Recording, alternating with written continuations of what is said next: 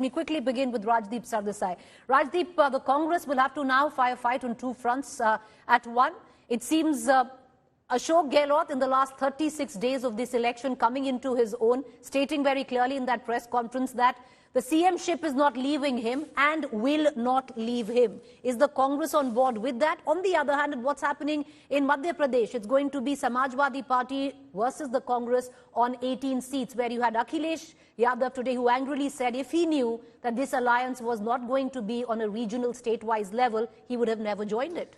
Let's look at it. They're two completely separate issues. Let's look at Rajasthan first. I mean, the fact is, Preeti, over the last few months, it's been very clear. The Congress is going into this election under Ashok Gehlot's leadership. If the Congress wins over 100 seats and thereby forms a government, it will be Mr. Gehlot. They may not have officially announced that he will be the chief minister, but just travel anywhere around Rajasthan in the last 6 months, you will find Mr. Gehlot's larger-than-life posters everywhere. You find no other posters of any other Rajasthan political leader of the Congress anywhere. I think the Gehlot versus Pilot battle is done and dusted for now. Even on the ticket selection, where the real battle is going on, Ashok Gehlot is trying to ensure that the maximum number of sitting MLAs, most of whom he sees as his loyalists, get tickets. That's the real battle at the moment. Is Mr. Gehlot going to be able to put enough pressure on the Congress High Command to ensure he gets the maximum number of his loyalist tickets and thereby ensure that if the Congress is to come to power, he once again calls the shot? So that's that battle.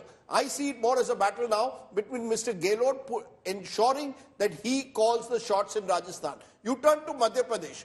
The truth of the matter, Preeti, is that in Madhya Pradesh, Kamal Nath, the party has outsourced this election to Kamal Nath.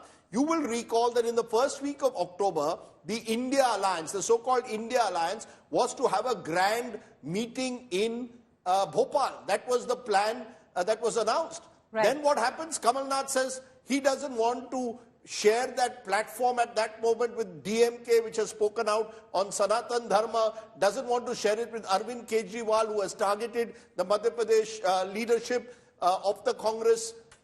He wanted to do his own thing, and thereby has made it very clear that ticket distribution also is my deal. Why should I give tickets to the Samajwadi Party? And I think Akhilesh Yadav knew right at the very outset that there was very little chance that this was a state-level alliance. This, according to what we gather, the India Alliance is an alliance for the general elections. Obviously, it may send out the wrong signals if Akhilesh Yadav and the Congress are fighting each other in Madhya Pradesh, or Mr. Kejriwal and the Congress are fighting each other in Madhya Pradesh, but that's the way it is. So I'm not surprised with both of what has happened, both in Rajasthan and in Madhya Pradesh. Stay with me. Let's bring in Avinash Kala, who's been looking at developments in Rajasthan very closely. Avinash Kala, and we're going to put those graphics out, that you have at one end Ashok Gehlot, who's fighting it out for his own people to get tickets, but some of his closest aides, the ticket to them is in question. The likes of Shanti Dhariwal, will they get tickets, not get tickets? They were the ones who actually scripted or were allegedly behind on what went down during the CLP a few months ago, the fiasco of it all. But on the other hand, Ashok Gehlot might be the face of this, Avinash Kala, but the Congress has made it very clear. That press conference where there was, a truce of sorts between Sachin Pilot and Ashok Gehlot, it was made very clear there is no CM face. Well, Preeti, the fact of the matter is that when it comes to Rajasthan, not many people inside the Congress party and outside it listen to the Congress High Command. Ashok Gehlot, like it or not, is the de facto Congress party, the way he has been running it. It has been coming out loud and clear. And as Rajdeep rightly pointed out, the last 6 months of campaigning was just to project him. Now go out anywhere and they say Congress has not declared a face, but they have projected Mr. Gehlot in a way. They gave him all the freedom. If you look at the way he pushed this, there was nowhere the Congress party or any symbol to be used. So he has ensured that he is there. Now the bone of contention is a 5-decade legacy of politics and the stronghold. Can he get his 3 people who ensured that what happened Dr. Mahesh Joshi, Dharmendra Rathore, Shanti Dhariwal. Absolutely. I can take a case of Mr. Dhariwal. I famously remember his quote, which was aired on all channels. Kaun Ala Kaman? Rajasthan mein Ashok Gehlot hi Ala Kaman hai. Now is the time when Ala Kaman, when the government is on the back seat, code of conduct is out. Maybe now it's the turn of Ala Kaman to show who is Ala Kaman.